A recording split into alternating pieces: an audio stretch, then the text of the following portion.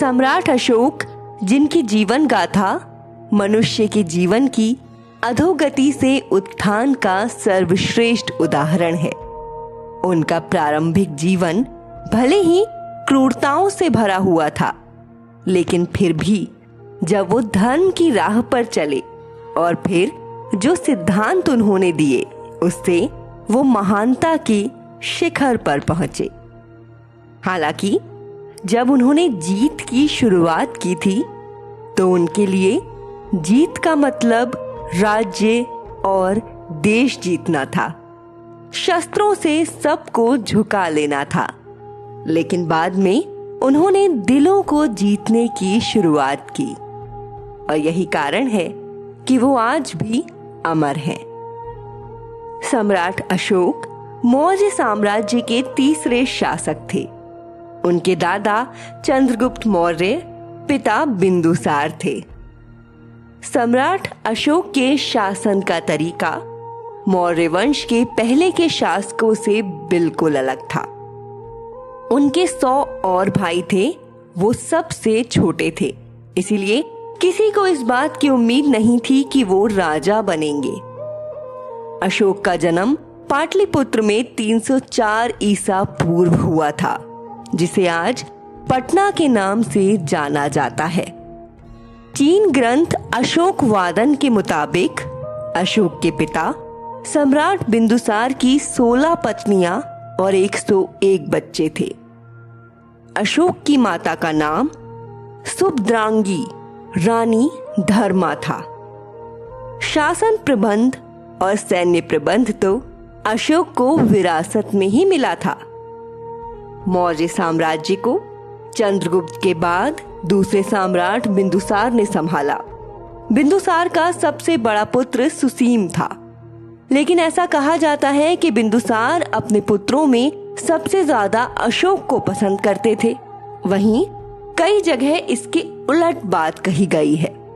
कई जगह इस बात का जिक्र है कि बिंदुसार अपने सबसे छोटे पुत्र अशोक को पसंद नहीं करते थे। प्राचीन ग्रंथ अशोक वदान के अनुसार अशोक के पिता सम्राट बिंदुसार उन्हें नापसंद करते थे, और ये खटास पिता और पुत्र के बीच बचपन में ही आ गई थी। और बचपन में आई ये खटास फिर उम्र भर चली, या यूं कहें कि उम्र के साथ और बढ़ती गई। बाल्यकाल से ही सम्राट अशोक में लड़ने, युद्ध कला और एक महान योद्धा बनने की गुण दिखाई देने लगे थे। वो एक उच्च कोटि के शिकारी थे। उस समय शिकार राजा और राजकुमारों का प्रिय खेल था, और एक बार सम्राट अशोक उन्होंने लकड़ी की एक छोटी सी छड़ी से एक बलशाली शेर का शिकार कर उसे मार दिया था। जिसने भी इस घटना को देखा या इसके बारे में सुना, वो मानो हैरान ही रह गया था। जैसे जैसे अशोक की उम्र बढ़ी, सैन्य कौशल में उनकी महारत भी बढ़ती गई। सम्राट अशोक का पूरा नाम देवनाम प्रिय अशोक मौर्य था। बिंदुसार ने अपने सबसे बड़े पुत्र सुसीम को तक्षशिला प्रांत का कार्यभार सौंपा हुआ था। इतिहास पर गौर करें तो कुछ जगह इस बात का भी जिक्र है कि बिंदुसार के 100 पुत्रों के बीच इस बात को लेकर बहुत ईर्ष्या थी कि बिंदुसार अशोक पर अधिक विश्वास करते थे और उनकी अधिक सराहना करते थे, और लगभग हर युद्ध में उन्हें ही सेनापति बनाते थे। और इसके चलते अन्य सभी को अपनी योग्यता साबित करने का मौका नहीं मिल पाता था। बिंदुसार अपने पुत्रों की ये बातचीत सुनकर दुखी होते थे। अशोक की कहानी में नया मोड़ तब आया जब पिता बिंदुसार ने उन्हें तक्षशिला की ओर कूच करने को कहा। तक्षशिला कूच और फिर वहां से वापस आने पर अशोक के जीवन में कई बदलाव आए। कई ऐसी घटनाएं घटी जिसने उनके जीवन मार्ग को पूरी तरह से बदल दिया। आगे की कहानी जानेंगे।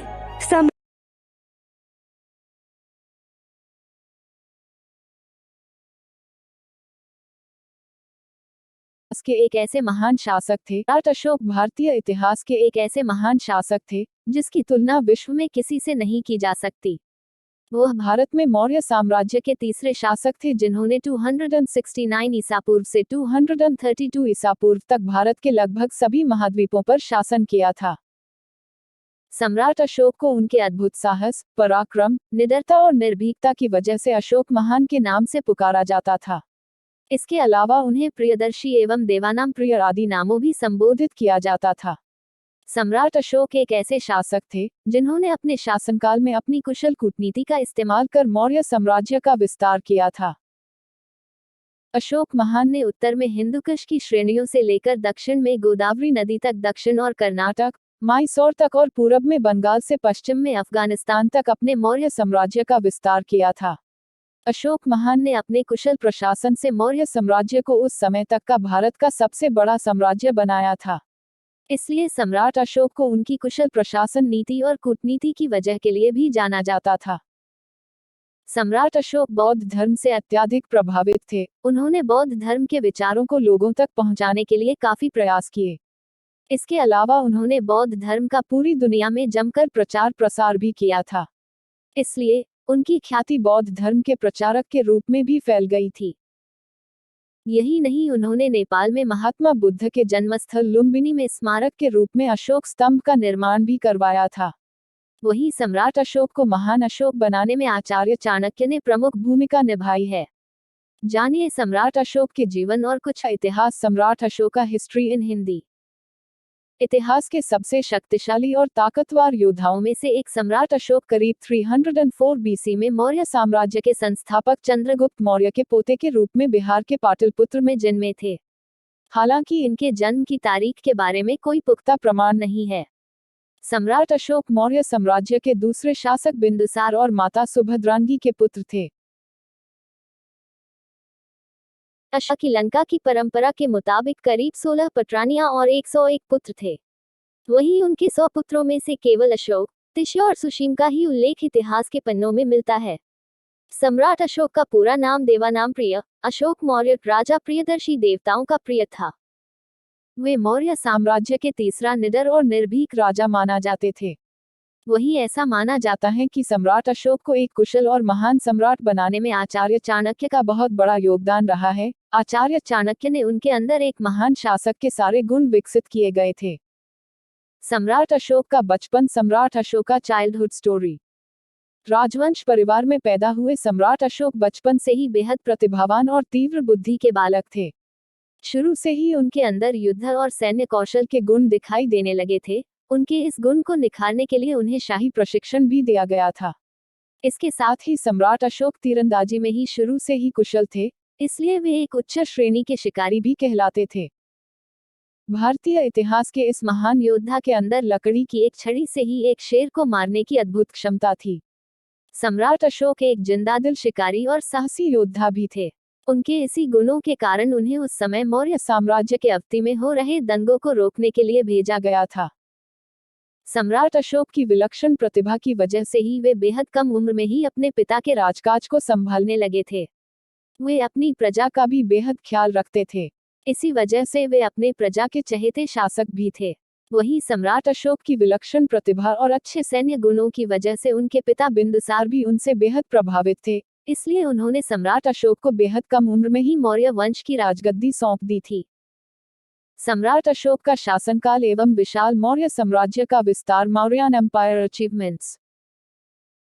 जब अशोक के बड़े भाई सुशीम अवती की राजधानी उज्जैन के प्रांतपाल थे, उसी दौरान अवती में हो रहे विद्रोह में भारतीय और यूनानी मूल के लोगों के बीच दंगा भड़क उठा, जिसको देखते हुए राजा बिंदुसार ने अपने पुत्र अशोक को इस विद्रोह को दबाने के लिए भेजा, जिसके बाद अशोक ने अपनी कुशल रणनीति अपनाते हुए इस विद्रोह को शांत किया, जिससे प्रभावित होकर राजा बिंदुसार ने सम्राट अशोक को मौर्य वंश का शासक नियुक्त कर दिया गया। अवती में हो रहे विद्रोह को दबाने में अपनी महत्वपूर्ण भूमिका निभाने के बाद सम्राट अशोक को अवंती प्रांत के वायसराय के रूप में भी नियुक्त किया गया था। वहीं इस दौरान उनकी छवि एक कुशल राजनीतिक योद्धा के रूप में भी बन गई थी। इसके बाद करीब 272 बीसी में सम्राट अशोक के पिता बिंदुसार की मौत हो गई। वहीं इसके बाद सम्राट अशोक के राजा बनाए जाने को लेकर सम्राट अशोक और उनके सौतेले भाइयों के बीच घमासान युद्ध हुआ। इसी दौरान सम्राट अशोक की शादी विदिशा की बेहद सुंदर राजकुमारी शाक्या कुमारी से हुई। शादी के बाद दोनों को महेंद्र और संघमित्रा नाम की संतानें भी प्राप्त हुई। कुछ इतिहासकारों के मुताबिक 268 बीसी के दौरान मौर्य वंश के सम्राट अशोक ने अपने मौर्य साम्राज्य का विस्तार करने के लिए करीब 8 सालों तक युद्ध लड़ा। इस दौरान उन्होंने न सिर्फ भारत के सभी उपमहाद्वीपों तक मौर्य साम्राज्य का विस्तार किया, बल्कि भारत और ईरान की सीमा के साथ साथ अफगानिस्तान के हिंदुकुश में भी मौर्य साम्राज्य का सिक्का चलवाया। इसके अलावा महान अशोक ने दक्षिण के मैसूर, कर्नाटक और कृष्ण गोदावरी की घाटी में भी कब्जा किया।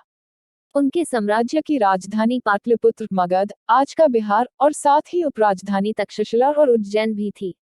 इस तरह सम्राट अशोक का शासन धीरे धीरे बढ़ता ही चला गया और उनका साम्राज्य उस समय तक का सबसे बड़ा भारतीय साम्राज्य बना। हालांकि सम्राट अशोक मौर्य साम्राज्य का विस्तार तमिलनाडु, श्रीलंका और केरल में करने में नाकामयाब हुआ। अशोका और कलिंगा घमासान युद्ध, अशोक कलिंगा वॉर। तकरीबन 261 ईसा पूर्व में भारतीय इतिहास के सबसे शक्तिशाली और ताकतवर योद्धा सम्राट अशोक ने अपने मौर्य साम्राज्य का विस्तार करने के लिए कलिंग, वर्तमान ओडिशा राज्य पर आक्रमण कर दिया और इसके खिलाफ एक विध्वंसकारी युद्ध की घोषणा की थी। इस भीषण युद्ध में करीब 1 लाख लोगों की बेरहमी से हत्या कर दी गई। मरने वालों में सबसे ज्यादा संख्या सैनिकों की थी। इसके साथ ही इस युद्ध में करीब 1.5 लाख लोग बुरी तरह घायल हो गए। इस तरह सम्राट अशोक कलिंग पर अपना कब्जा जमाने वाले मौर्य वंश के सबसे पहले शासक तो बन गए, लेकिन इस युद्ध में हुए भारी रक्तपात ने उन्हें हिलाकर रख दिया। कलिंग युद्ध के बाद सम्राट अशोक का हृदय परिवर्तन एवं बौद्ध धर्म अपनाना, results of Kalinga war. Kalinga युद्ध के विध्वंसकारी युद्ध में कई सैनिक, महिलाएं और मासूमों बच्चों की मौत एवं रोते बिलखते घर परिवार देख सम्राट अशोक का हृदय परिवर्तन हो गया। इसके बाद सम्राट अशोक ने सोचा कि यह सब लालच का दुष्परिणाम है, साथ ही उन्होंने अपने जीवन में फिर कभी युद्ध नहीं लड़ने का संकल्प लिया। 263 बीसी में मौर्य वंश के शासक सम्राट अशोक ने धर्म परिवर्तन का मन बना लिया था। उन्होंने बौद्ध धर्म अपना लिया एवं ईमानदारी, सच्चाई एवं शांति के पथ पर चलने की सीख ली और वे अहिंसा के पुजारी हो गए। बौद्ध धर्म के प्रचारक के रूप में सम्राट अशोक। बौद्ध धर्म अपनाने के बाद सम्राट अशोक एक महान शासक एवं एक धर्मपरायण योद्धा के रूप में सामने आए। इसके बाद उन्होंने अपने मौर्य साम्राज्य के सभी लोगों को अहिंसा का मार्ग अपनाने और भलाई कामों को करने की सलाह दी और उन्होंने खुद भी कई लोकहित के काम किए, साथ ही उन्हें शिकार और पशु हत्या करना पूरी तरह छोड़ दिया। ब्राह्मणों को खुलकर दान किया एवं कई गरीबों एवं असहाय की सेवा की। इसके साथ ही जरूरतमंदों के इलाज के लिए अस्पताल खोला एवं सड़कों का निर्माण करवाया। यही नहीं, सम्राट अशोक ने शिक्षा के प्रचार प्रसार को लेकर 20,000 से भी ज्यादा विश्वविद्यालयों की नींव रखी। हृदय परिवर्तन के बाद सम्राट अशोक ने सबसे पहले पूरे एशिया में बौद्ध धर्म का जोरों शोरों से प्रचार किया। इसके लिए उन्होंने कई धर्म ग्रंथों का सहारा लिया। इस दौरान सम्राट अशोक ने दक्षिण एशिया एवं मध्य एशिया में भगवान बुद्ध के अवशेषों को सुरक्षित रखने के लिए करीब 84,000 स्तूपों का निर्माण भी कराया, जिनमें वाराणसी के पास स्थित सारनाथ एवं मध्य प्रदेश का सांची स्तूप काफी मशहूर है, जिसमें आज भी भगवान बुद्ध के अवशेषों को देखा जा सकता है। अशोका के अनुसार बुद्ध धर्म सामाजिक और राजनैतिक एकता वाला धर्म था। बुद्ध का प्रचार करने हेतु उन्होंने अपने राज्य में जगह जगह पर भगवान गौतम बुद्ध की प्रतिमाएं स्थापित की और बुद्ध धर्म का विकास करते चले गए। बौद्ध धर्म को अशोक ने ही विश्व धर्म के रूप में मान्यता दिलाई। बौद्ध धर्म के प्रचार के लिए अपने पुत्र महेंद्र और पुत्री संघमित्रा तक को भिक्षु भिक्षुणी के रूप में अशोक ने भारत के बाहर नेपाल, अफगानिस्तान, मिस्र, सीरिया, यूनान, श्रीलंका आदि में भेजा। वहीं बौद्ध धर्म के प्रचारक के रूप में सबसे ज्यादा सफलता उनके बेटे महेंद्र को मिली। महेंद्र ने श्रीलंका के राजा तिस को बौद्ध धर्म के उपदेशों के बारे में बताया, जिससे प्रभावित होकर उन्होंने बौद्ध धर्म को अपना राजधर्म बना दिया। सार्वजनिक कल्याण के लिए उन्होंने जो कार्य किए वे तो इतिहास में अमर ही हो गए हैं। नैतिकता, उदारता एवं भाईचारे का संदेश देने वाले अशोक ने कई अनुपम भवनों तथा देश के कोने कोने में स्तंभों एवं शिलालेखों का निर्माण भी कराया, जिन पर बौद्ध धर्म के संदेश अंकित थे। अशोक चक्र एवं शेरों की त्रिमूर्ति, महान अशोक की देन अशोका चक्र। भारत का राष्ट्रीय चिन्ह अशोक चक्र तथा शेरों की त्रिमूर्ति भी अशोक महान की ही देन है। ये कृतियां अशोक निर्मित स्तंभों और स्तूपों पर अंकित हैं। सम्राट अशोक का अशोक चक्र, जिसे धर्म चक्र भी कहा जाता है, आज वह हमें भारतीय गणराज्य के तिरंगे के बीच में दिखाई देता है। त्रिमूर्ति सारनाथ वाराणसी के बौद्ध स्तूप के स्तंभों पर निर्मित शिलामूर्तियों की प्रतिकृति है। सम्राट अशोक का महान व्यक्तित्व। King Ashoka story. भारतीय इतिहास के महान योद्धा सम्राट अशोक ने अपने आप को कुशल प्रशासक सिद्ध करते हुए बेहद कम समय में ही अपने राज्य में शांति स्थापित की। उनके शासनकाल में देश ने विज्ञान और तकनीक के साथ साथ चिकित्सा शास्त्र में काफी तरक्की की। उसने धर्म पर इतना जोर दिया कि प्रजा ईमानदारी और सच्चाई के रास्ते पर चलने लगी। चोरी और लूटपाट की घटनाएं बिल्कुल ही बंद हो गईं। अशोक घोर मानवतावादी थे। वह रात दिन जनता की भलाई के लिए काम किया करते थे। उन्हें विशाल साम्राज्य के किसी भी हिस्से में होने वाली घटना की जानकारी रहती थी। धर्म के प्रति कितनी आस्था थी, इसका अनुमान इसी से लगाया जा सकता है कि वह बिना 1000 ब्राह्मणों को भोजन कराए स्वयं कुछ नहीं खाते थे। कलिंग युद्ध अशोका के जीवन का आखिरी युद्ध था, जिससे उनका जीवन ही बदल गया था। सम्राट अशोक के बारे में कुछ दिलचस्प एवं रोचक तथ्य। अशोका फैक्ट्स। अशोका के नाम अशोक का अर्थ दर्दरहित और चिंतामुक्त होता है। अपने आदेश पत्र में उन्हें प्रियदर्शी एवं देवानाम प्रिय कहा जाता है। ऐसा माना जाता है कि सम्राट अशोका का नाम अशोक के पेड़ से ही लिया गया था। Outline of history. इस किताब में अशोका में बारे में यह लिखा है कि इतिहास में अशोका को हजारों नामों से जानते हैं, जहां जगह जगह पर उनकी वीरता के किस्से उल्लेखित है। उनकी गाथा पूरे इतिहास में प्रचलित है। वे एक सर्वप्रिय, न्यायप्रिय, दयालु और शक्तिशाली सम्राट थे। लोकहित के नजरिए से यदि देखा जाए तो सम्राट अशोक ने अपने समय में न केवल मानवों की चिंता की, बल्कि उन्होंने जीव मात्र के लिए भी कई सराहनीय काम किए हैं। इसलिए सम्राट अशोक को अहिंसा, शांति, लोक कल्याणकारी नीतियों के लिए एक अतुलनीय और महान अशोक के रूप में जाना जाता था। सम्राट अशोक को एक निडर एवं साहसी राजा और योद्धा माना जाता था। अपने शासनकाल के समय में सम्राट अशोक अपने साम्राज्य को भारत के सभी उपमहाद्वीपों तक पहुंचाने के लिए लगातार 8 वर्षों तक युद्ध लड़ते रहे। इसके चलते सम्राट अशोक ने कृष्ण गोदावरी के घाटी, दक्षिण में मैसूर में भी अपना कब्जा कर लिया, लेकिन वे तमिलनाडु, केरल और श्रीलंका पर शासन नहीं कर सके। सम्राट अशोक की कई पत्नियां थीं, लेकिन सिर्फ महारानी देवी को ही उनकी रानी माना गया था। कभी हार नहीं मानने वाले सम्राट अशोक एक महान शासक होने के साथ साथ एक अच्छे दार्शनिक भी थे। भारतीय इतिहास के अद्वितीय शासक अशोक ने लोगों को शिक्षा के महत्व को समझाया एवं इसका जमकर प्रचार प्रसार भी किया। आपको बता दें कि उन्होंने अपने जीवनकाल में 20 से ज्यादा विश्वविद्यालयों की स्थापना की थी। मौर्य वंश में 40 साल के सबसे लंबे समय तक शासन करने वाले सम्राट अशोक ही एकमात्र शासक थे। सम्राट अशोक भारतीय इतिहास के एक ऐसे योद्धा थे जो अपने जीवनकाल में कभी हार का सामना नहीं किया। महान शासक सम्राट अशोक का अशोक चिन्ह आज के गौरवमयी भारत को दर्शाता है। सम्राट अशोक के आधार बौद्ध धर्म का पूरे विश्व में प्रचार प्रसार करने एवं भगवान बुद्ध के उपदेशों को लोगों तक पहुंचाने के लिए उन्हें बौद्ध धर्म के प्रचारक के रूप में भी जाना जाता है। सम्राट अशोक ने अपने सिद्धांतों को धम्म नाम दिया था।